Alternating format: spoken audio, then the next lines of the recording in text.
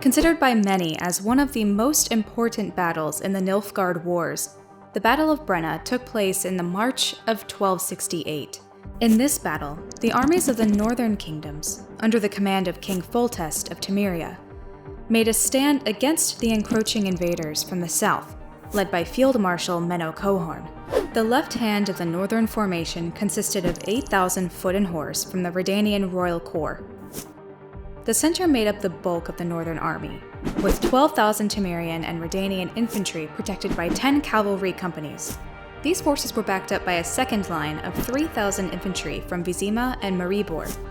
The right wing consisted of the Mahakam Dwarves Volunteer Regiment, the Free Mercenary Company, and 8 companies of light horse. Meanwhile, the opposition was made up almost entirely of cavalry, with Field Marshal Cohorn leaving most of his infantry behind to reach the battlefield sooner.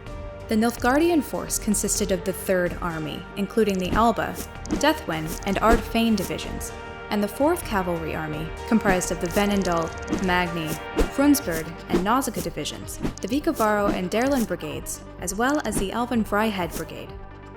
In total, Nilfgaard outnumbered the north 2-1.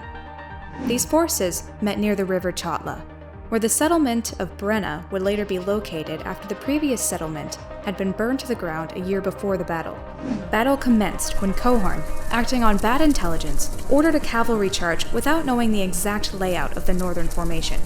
The Alba division managed to drive into the central infantry position, but was quickly surrounded and wiped out. Meanwhile, on the left wing, the Venendal and Magni divisions' charge broke on the northern army.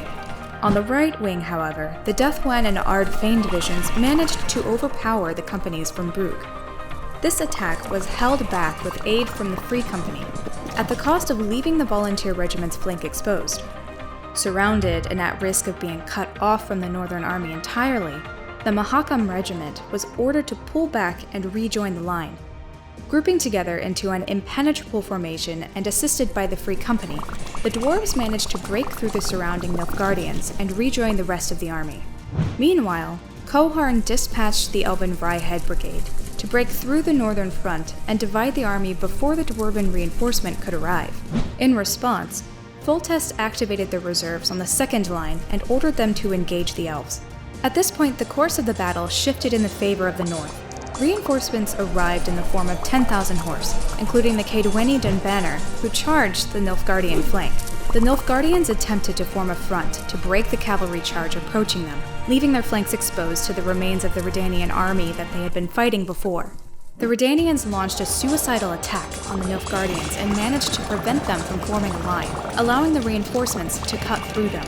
Responding to this, Cohorn sent the remainder of his force, the Derlin and Nausicaa divisions, into the breach the Vryheid brigade had created, in a final attempt to break the northern line. To Cohorn's surprise, the offensive was met with heavy resistance from the North's reserves. This group, consisting mainly of inexperienced peasants and volunteers, managed to hold off the Nilfgaardian attack, and Cohorn's final charge failed. On the left wing, Nilfgaard's soldiers fled before the northern reinforcements. On the right, the Mahakam regiment overwhelmed the opposition. Knowing that the battle was lost, Cohorn attempted to flee, but was killed by dwarves from the Mahakam volunteer regiment in the marshes by Golden Pond. The Battle of Brenna marked the turning point of the Second War with Nilfgaard. With a substantial part of Nilfgaard's army wiped out in the battle, the North launched a quick counteroffensive and drove back the invaders, until the war ended when the Peace of Sintra was signed a month later.